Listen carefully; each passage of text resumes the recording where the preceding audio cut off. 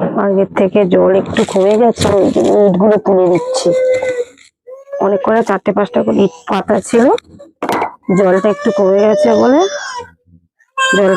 গেছে তাই ইটগুলো তুলে দিচ্ছে। আবার যদি বৃষ্টি হয়, আবার জল বাড়ে, তখন আবার ইটগুলো লাগিয়ে দেবো। যাচ্ছে বাবা,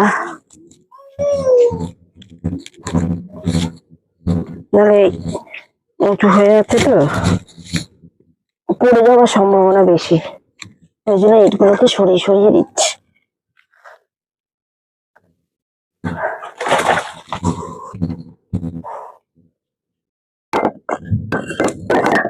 ইটগুলো এখানে রেখে দিই, পরে আবার তো পাততে হবে, এখানে রেখে দিচ্ছি।